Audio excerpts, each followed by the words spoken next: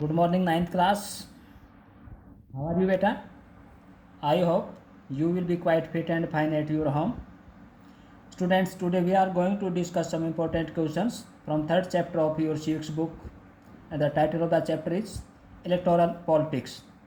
First question is, Election Commission of India is very powerful. Explain.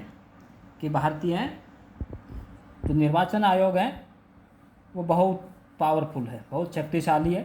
इसकी व्याख्या कीजिए, explain कीजिए। आंसर देखिए बेटा। The election commission of India is an independent and very powerful body. कि भारतीय जो निर्वाचन आयोग है ये एक स्वतंत्र और बहुत ही शक्तिशाली संस्था है, इंस्टीट्यूशन है, कॉन्स्टिट्यूशन इंस्टीट्यूशन आप उसको कह सकते हैं, संवैधानिक संस्था है। It is responsible to conduct free and fair election in India. और इंडिया में फ्री और फेयर जो इलेक्शन है उनको कंडक्ट करना, उनको कंट्रोल करना, ये ड्यूटी किसकी है? इलेक्शन कमीशन की है। Once appointed the chief election commissioner is not answerable to the president और द गवर्नमेंट। जब एक बार अपॉइंटमेंट हो जाती है चीफ इलेक्शन कमिश्नर की तो वह राष्ट्रपति अथवा सरकार के प्रति जवाबदेह नहीं है, वो संविधान के प्रति आंसरेबल है, रिस्पॉन्सिबल है, जवाबदेह है। सेकंड पॉइंट देखिए बेटा। Election commission takes decision on every aspect of conducting and controlling the election procedure in India. कि भारत में चुनाव को कंडक्ट करने में, उसको कंट्रोल करने में, या जो भी पूरा प्रोसीजर है उसको कंट्रोल कौन करता है? इलेक्शन कमीशन करता है। सरकार के एक तरह से सरकारी संस्था इसको कह सकते हैं, या एक तरह से कॉन्स्टिट्यूशनल आप इसको इंस्टीट्यूशन कह सकते हैं। ये सरकार की एक इकाई कह सकते हैं, जो आपकी एग्जीक्यूटिव है उसके तहत तो नहीं कह सकते, परंतु एक स्वतंत्र इकाई है ये, और ये अपना काम अच्छी प्रकार से करते हैं, बिल्कुल इंडिपेंडेंटली। सरकार का इसके ऊपर कोई प्रेशर नहीं होता, ना किसी मंत्री का कोई प्रेशर होता है, ना जुडिशरी का कोई प्रेशर होता है। ये अकॉर्डिंग टू द कॉन्स्टिट्यूशन अपने जो ड्यूटी है उसको परफॉर्म करते हैं। नेक्स्ट है, it implements model code of conduct which all the political parties and candidates have to follow during election. तो इलेक्शन के दौरान जो चुनाव आचार संहिता है उसको इम्प्लीमेंट करने का काम किसका है?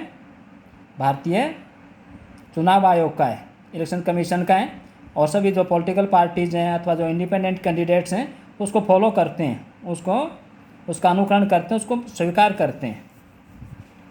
Next, during the election commission can order the government to follow certain guidelines to prevent use and misuse of governmental power and resources। तो इलेक्शन के समय इलेक्शन कमीशन सरकार को कुछ विशेष मार्गदर्शन दे सकता है, विशेष गाइडलाइन दे सकता है, ताकि सरकार अपनी शक्तियों का या अपने रिसोर्सेज का मिसयूज अथवा यूज ना करें वोटर्स को प्रभावित करने के लिए। इसलिए ये इसके पास पावर है, इलेक्शन कमीशन के पास है कि वो गवर्नमेंट के लिए भी एक गाइडलाइन जारी कर सकता है। Next, when on election duty government officer work under the control of the election commission and not the government.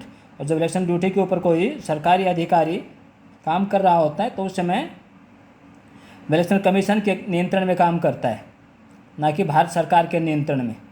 तो उस समय उसको इलेक्शन कमीशन के अधीन माना जाता है।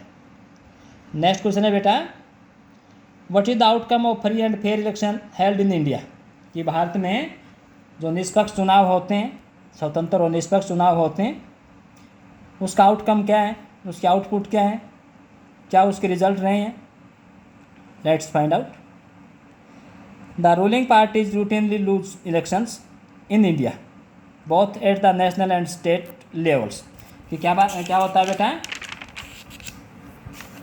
कि जो फ्री और फेयर इलेक्शन होते हैं उसका रिजल्ट क्या रहता है कि जो रूलिंग पार्टीज होती हैं वो भी समय समय पर लूज करती रहती हैं, चुनाव हारती रहती हैं।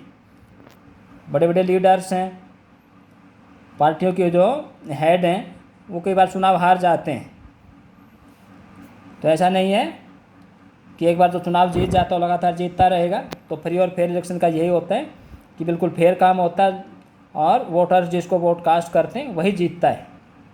इसमें कैंडिडेट्स की या पार्टी की विशेष जो पावर वो नहीं चलती है, केवल इसमें पावर चलती है वोटर्स की। In fact in every 2 out of 3 election held in the last 15 years the ruling party lost. और वास्तव में क्या है कि पिछले 15-20 साल से हमने जो चुनाव देखे हैं, जो याद हैं, उसमें जो रूलिंग पार्टी हैं लगातार 3 इलेक्शन नहीं जीत पाती हैं, वो हार जाती हैं। एंटी इनकम्बेंसी फैक्टर लागू होता है, लोग उनसे नाराज़ हो जाते हैं किसी न किसी बात के कारण और उनको फिर सत्ता से हटा देते हैं और दूसरे जो पार्टी हैं उनको चांस देते हैं। Next point, candidates who are known to have spent a lot of money on buying votes and those with non criminal connection often lose elections. तो कई बार क्या होता है, चुनाव में देखा गया है कि कुछ कैंडिडेट्स या जो पार्टीज लार्ज स्केल के ऊपर पैसा खर्च करते हैं, या कुछ कैंडिडेट्स जिनके साथ ये माना जाता है कि उनके पीछे बहुत सारे क्रिमिनल हैं या बहुत सारे जो मसल पावर का उनको सपोर्ट है, उनके पास है बहुत अधिक ताकतवर लोग उनके साथ हैं या बहुत अधिक पैसा खर्च कर रहे हैं, वो लोग चुनाव हार जाते हैं। तो इससे ये प्रूव होता है कि केवल पैसे के दम पर या क्राइम के दम पर चुनाव नहीं जीते जाते हैं। चुनाव जीतने के लिए वेलफेयर की जो सेंस है वो होनी चाहिए, जन कल्याण की जो भावना है वो होनी चाहिए। Next, barring very few disputed elections the electoral outcomes are usually accepted as people's verdict by defeated parties and candidates. तो क्या है, बारिंग होता है को छोड़कर, barring very few disputed elections कि कुछ जो विवादास्पद चुनाव हैं उनको छोड़ दिया जाए, वो भी बहुत कम है। फ्यू मीन्स न के बराबर। अगर एक आध डिस्प्यूटेड जो इलेक्शन उसको छोड़ दिया जाए तो क्या होता है कि जो इलेक्टोरल आउटकम्स आते हैं, जो चुनाव के नतीजे आते हैं, उनको सामान्यतः स्वीकार कर दिया जाता है पीपल्स वर्डिक्ट के तहत कि लोगों का यही फैसला है। By defeated parties and candidates, तो जो पार्टी हार जाती है चुनाव में, जो कैंडिडेट्स लूज कर जाते हैं, तो वो यही मानते हैं कि लोगों का जो फैसला है वही सिर माथे पर है। Next, it is very common now for the election commission reprimand the government and administration for their lapses। तो क्या होता है, तो एक आम बात हो गई है कि इलेक्शन कमीशन बार बार लताड़ लगाता है गवर्नमेंट को जहाँ पर उसकी कमियां रह जाती हैं, गवर्नमेंट को या जो एडमिनिस्ट्रेशन जहाँ पर लैप्स करता है, जहाँ पर उसकी कुछ कमियां रह जाती हैं, तो बार बार उसको डांटना फटकारना ये देखा गया है। इलेक्शन कमीशन बार बार उनको लताड़ता है कि आपकी ये कमियाँ हैं, आप ऐसा नहीं कर सकते। तो कोई भी जो पार्टी गवर्नमेंट चला रही है, सत्ता में है, या जो एडमिनिस्ट्रेशन पर जिसका होल्ड है, वो मनमानी नहीं कर पाते हैं, उनको कॉन्स्टिट्यूशन के तहत ही काम करना होता है और इलेक्शन कमीशन की उनके ऊपर एक पैनी नज़र रहती है हमेशा। People participate in it with enthusiasm. तो एक अगली बात ये प्रूव करती है कि भारतीय जो इलेक्शन प्रोसीजर है वो पूरी तरह से सफल रहा है, क्योंकि लोग लार्ज स्केल के ऊपर इसमें पार्टिसिपेट करते हैं पूरे इंथुसियाज्म के साथ। इंथुसियाज्म होता है जोश, उत्साह, पूरे उमंग के साथ लोग इसमें पार्टिसिपेट करते हैं। So students, I hope you will have understood all the questions clearly.